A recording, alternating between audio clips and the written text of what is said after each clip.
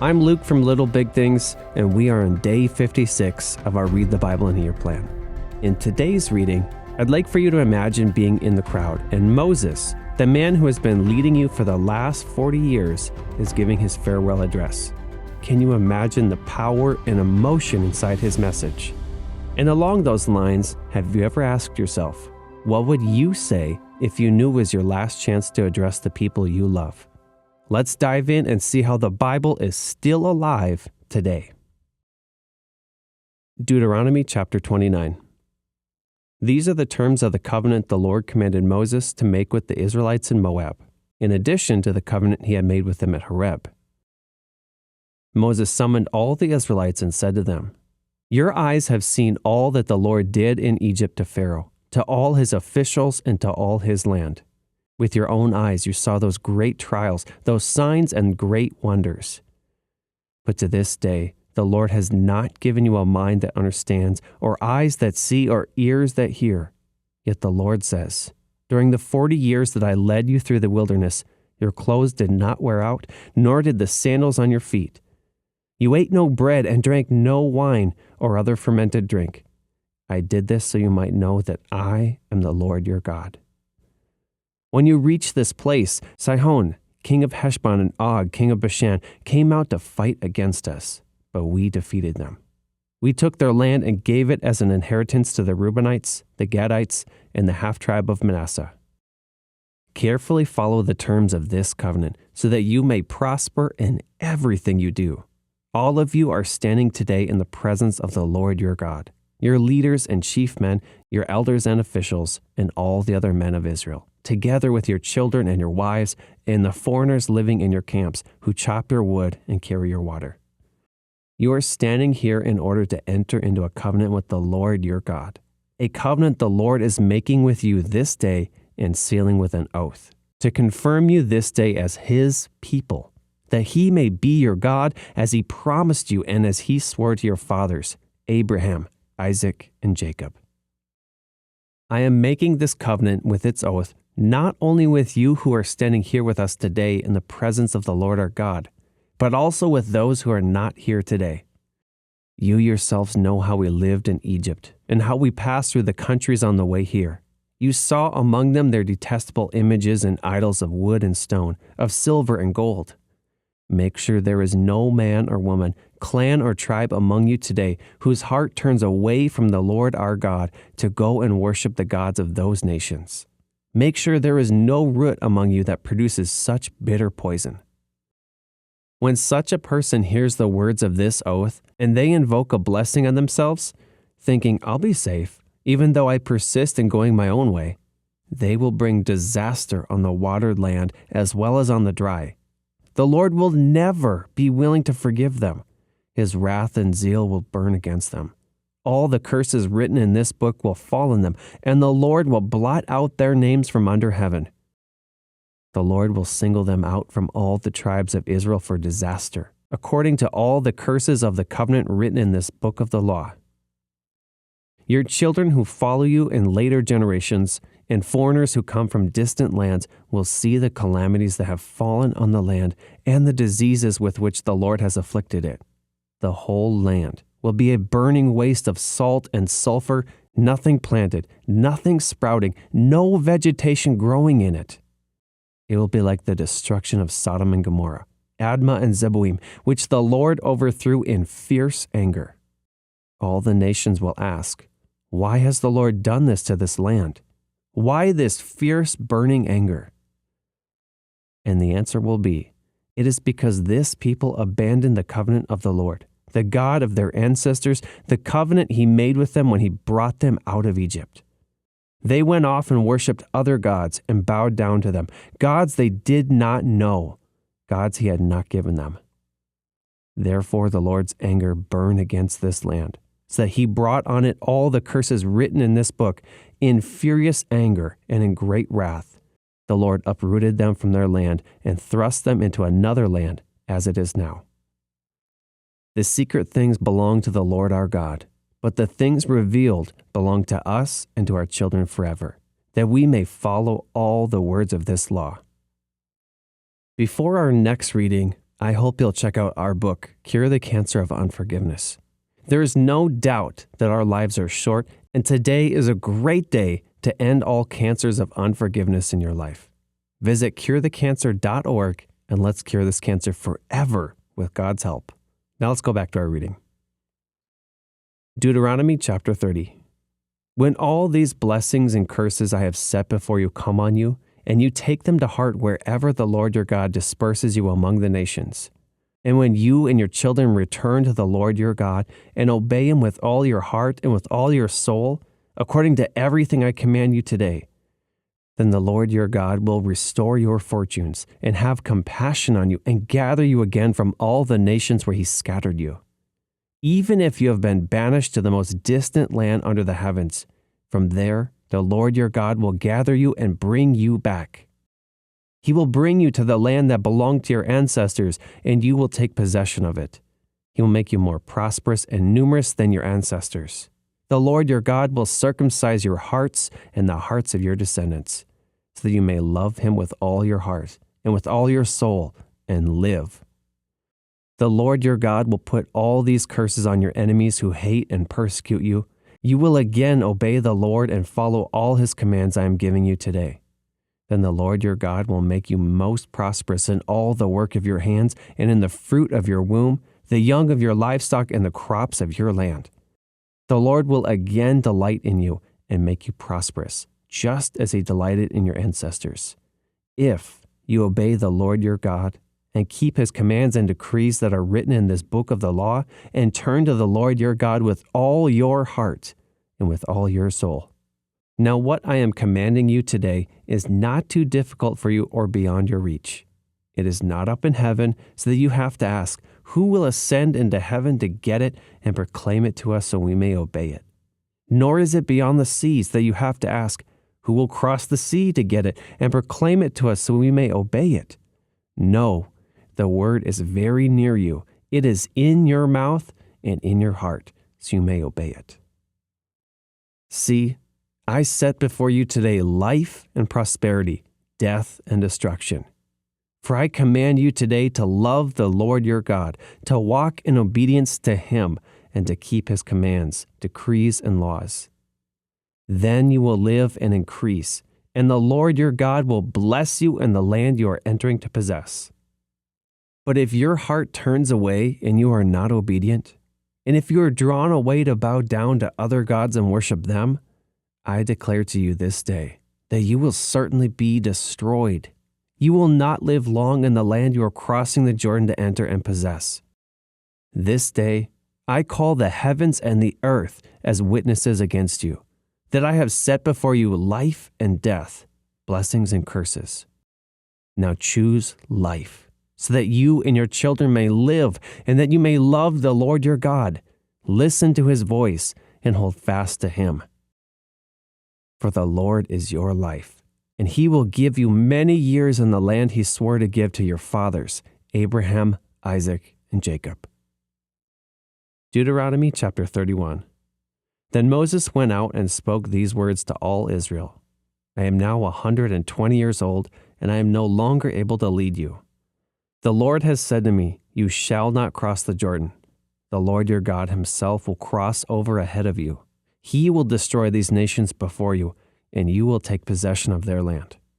Joshua also will cross over ahead of you, as the Lord said. And the Lord will do to them what he did to Sihon and Og, the kings of the Amorites, whom he destroyed along with their land. The Lord will deliver them to you, and you must do to them all that I have commanded you. Be strong and courageous. Do not be afraid or terrified because of them, for the Lord your God goes with you. He will never leave you nor forsake you. Then Moses summoned Joshua and said to him in the presence of all Israel, be strong and courageous, for you must go with this people into the land that the Lord swore to their ancestors to give them, and you must divide it among them as their inheritance. The Lord himself goes before you and will be with you. He will never leave you nor forsake you. Do not be afraid. Do not be discouraged. So Moses wrote down this law and gave it to the Levitical priests, who carried the ark of the covenant of the Lord, and to all the elders of Israel. Then Moses commanded them, at the end of every 7 years, in the year for canceling debts, during the festival of tabernacles, when all Israel comes to appear before the Lord your God at the place he will choose, you shall read this law before them in their hearing. Assemble the people, men, women, and children, and the foreigners residing in your towns, so they can listen and learn to fear the Lord your God and follow carefully all the words of this law. Their children who do not know this law must hear it and learn to fear the Lord your God as long as you live in the land you are crossing the Jordan to possess. The Lord said to Moses, Now the day of your death is near. Call Joshua and present yourselves at the tent of meeting, where I will commission him. So Moses and Joshua came and presented themselves at the tent of meeting. Then the Lord appeared at the tent in a pillar of cloud, and the cloud stood over the entrance to the tent.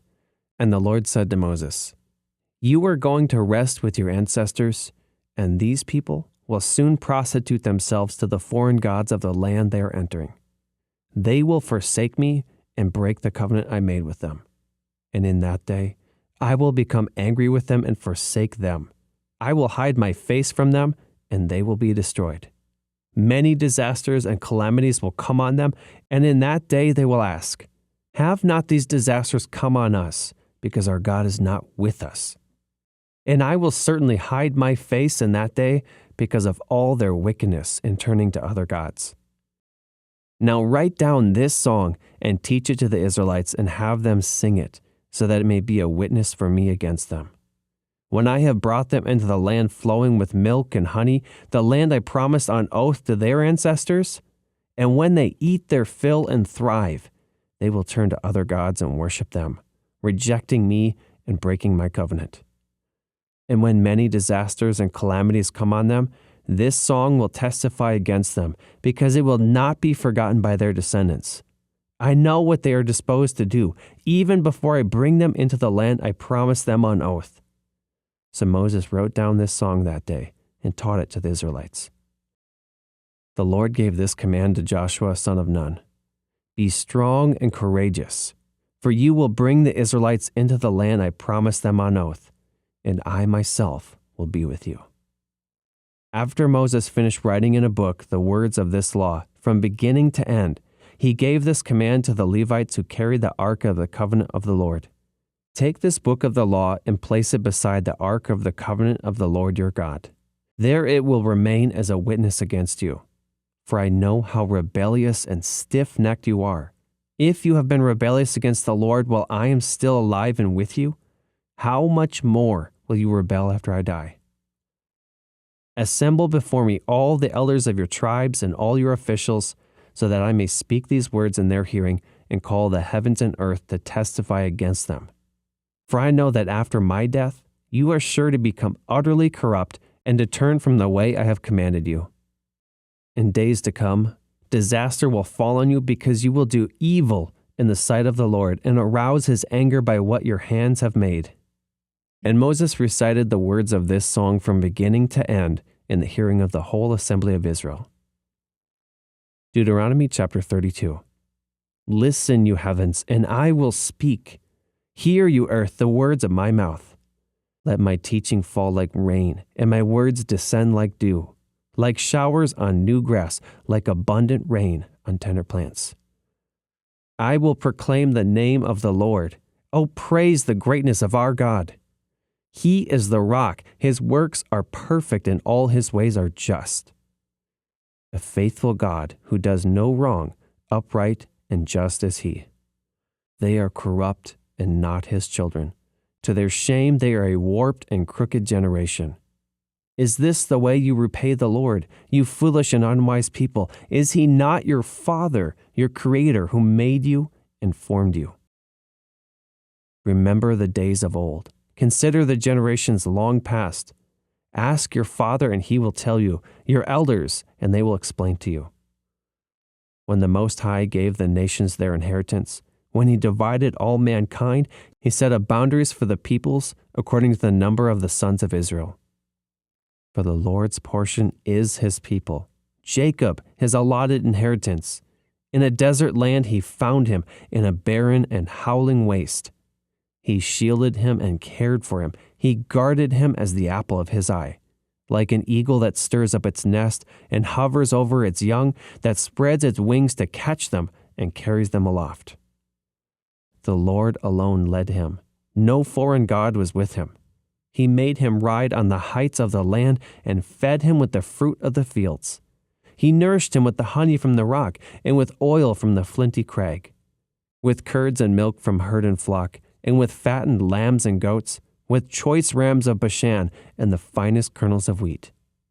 You drank the foaming blood of the grape. Jeshurun grew fat and kicked. Filled with food, they became heavy and sleek. They abandoned the God who made them and rejected the rock their Savior. They made him jealous with their foreign gods and angered him with their detestable idols. They sacrificed to false gods, which are not God, gods they had not known, gods that recently appeared, gods your ancestors did not fear. You deserted the rock who fathered you. You forgot the God who gave you birth. The Lord saw this and rejected them because he was angered by his sons and daughters. I will hide my face from them, he said, and see what their end will be, for they are a perverse generation, children who are unfaithful. They made me jealous by what is no God and angered me with their worthless idols. I will make them envious by those who are not a people. I will make them angry by a nation that has no understanding. For a fire will be kindled by my wrath, one that burns down to the realm of the dead below. It will devour the earth and its harvests and set afire the foundations of the mountains. I will heap calamities on them and spend my arrows against them. I will send wasting famine against them, consuming pestilence and deadly plague. I will send against them the fangs of wild beasts, the venom of vipers that glide in the dust.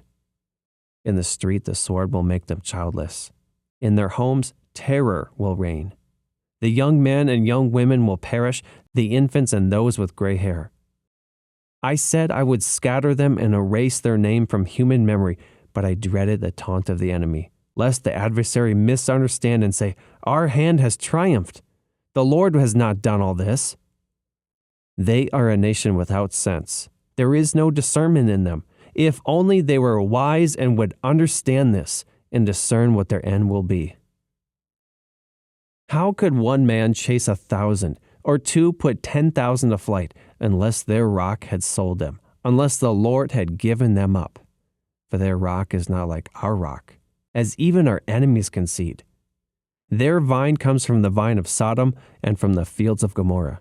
Their grapes are filled with poison and their clusters with bitterness. Their wine is the venom of serpents, the deadly poison of cobras. Have I not kept this in reserve and sealed it in my vaults? It is mine to avenge. I will repay. In due time their foot will slip. Their day of disaster is near, and their doom rushes upon them. The Lord will vindicate his people and relent concerning his servants, when he sees their strength is gone and no one is left, slave or free. He will say, now where are their gods? The rock they took refuge in, the gods who ate the fat of their sacrifices and drank the wine of their drink offerings. Let them rise up to help you. Let them give you shelter. See now that I myself am he. There is no God besides me. I put to death and I bring to life. I have wounded and I will heal, and no one can deliver out of my hand. I lift my hand to heaven and solemnly swear, as surely as I live forever, when I sharpen my flashing sword and my hand grasps it in judgment, I will take vengeance on my adversaries and repay those who hate me. I will make my arrows drunk with blood, while my sword devours flesh, the blood of the slain and the captives, the heads of the enemy leaders. Rejoice, you nations, with his people, for he will avenge the blood of his servants. He will take vengeance on his enemies and make atonement for his land and people. Moses came with Joshua son of Nun and spoke all the words of this song in the hearing of the people. When Moses finished reciting all these words to all Israel, he said to them, take to heart all the words I have solemnly declared to you this day, so that you may command your children to obey carefully all the words of this law. They are not just idle words for you, They are your life. By them you will live long in the land you are crossing the Jordan to possess. On that same day the Lord told Moses, "Go up into the Abiram range to Mount Nebo in Moab, across from Jericho, and view Canaan, the land I am giving the Israelites as their own possession. There on the mountain that you have climbed, you will die and be gathered to your people, just as your brother Aaron died on Mount Hor and was gathered to his people. This is because both of you broke faith with me in the presence of the Israelites at the waters of Meribah Kadesh in the desert of Zin, and because you did not uphold my holiness among the Israelites. Therefore, you will see the land only from a distance. You will not enter the land I am giving to the people of Israel." Romans 10, verses 16 through 21. But not all the Israelites accepted the good news, for Isaiah writes, "Lord, who has believed our message?" Consequently, faith comes from hearing the message, and the message is heard through the word about Christ. But I ask, did they not hear? Of course they did. Their voice has gone out into all the earth, their words to the ends of the world. Again I ask, did Israel not understand? First Moses says, "I will make you envious by those who are not a nation. I will make you angry by a nation that has no understanding." And Isaiah boldly says, "I was found by those who did not seek me. I revealed myself to those who did not ask for me." But concerning Israel, he says, "All day long I have held out my hands to a disobedient and obstinate people." Psalm 90, a prayer of Moses, the man of God. Lord, you have been our dwelling place throughout all generations. Before the mountains were born, or you brought forth the whole world, from everlasting to everlasting, you are God. You turn people back to dust, saying, "Return to dust, you mortals." 1,000 years in your sight are like a day that has just gone by, or like a watch in the night. Yet you sweep people away in the sleep of death. They are like the new grass of the morning. In the morning it springs up new, but by evening it is dry and withered. We are consumed by your anger and terrified by your indignation. You have set our iniquities before you, our secret sins in the light of your presence. All our days pass away under your wrath. We finish our years with a moan. Our days may come to 70 years, or 80 if our strength endures, yet the best of them are but trouble and sorrow, for they quickly pass and we fly away. If only we knew the power of your anger. Your wrath is as great as the fear that is your due. Teach us to number our days, that we may gain a heart of wisdom. Relent, Lord. How long will it be? Have compassion on your servants. Satisfy us in the morning with your unfailing love, that we may sing for joy and be glad all our days. Make us glad for as many days as you have afflicted us, for as many years as we have seen trouble. May your deeds be shown to your servants, your splendor to their children. May the favor of the Lord our God rest on us. Establish the work of our hands for us. Yes, establish the work of our hands. Imagine you're at a retirement party for a beloved mentor. They're giving their final speech, imparting wisdom gained over a lifetime. That's the scene we're stepping into with Deuteronomy as we see Moses, knowing his death is near, is addressing the Israelites one last time. He recounts their journey, warns them about the consequences of disobedience, and even looks far into the future, prophesying about the Gentiles' inclusion in God's plan. It's a powerful mix of history, warning, and hope. Fast forward 1,400 years, and we see Paul quoting Moses' prophecy about the Gentiles. What seemed like a distant possibility in Moses' time has become a reality in Paul's. God's salvation extending beyond Israel to all nations. Then we get a beautiful personal touch from Moses as Psalm 90 reflects on the brevity of human life compared to God's eternity. Teach us to number our days, Moses asks God on our behalf, that we may gain a heart of wisdom. So what does this mean for us? Well, first, it challenges us to think about our legacy. What will we leave behind? What truths are we passing on to the next generation? Second, It reminds us that God's plans are bigger and longer lasting than we can imagine. What seems impossible right now might be reality in the future. And lastly, it invites us to view our brief lives in light of eternity. How does our perspective change when we number our days? Today is a perfect opportunity for reflection, reflecting on where you've come from and reflecting on how God has been faithful throughout your journey, and reflecting about what truth from your life do you want to pass on to others. Here are some practical ways to start building your legacy today. You could write a heartfelt letter to a loved one and share a life lesson you've learned. Or you could reach out to someone younger and offer to mentor them. Or perhaps you could start a journal documenting God's faithfulness in your life.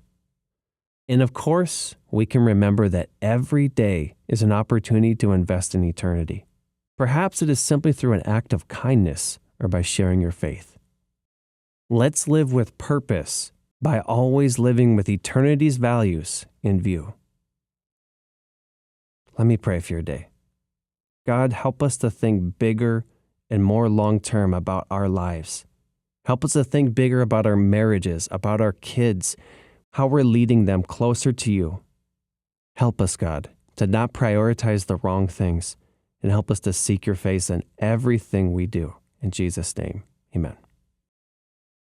Tomorrow, we're going to read about God's faithfulness and protection. Please share your thoughts in the comments, and if you're ready to continue this adventure through the Bible, hit that subscribe button. God bless you, and I'll see you tomorrow for day 57.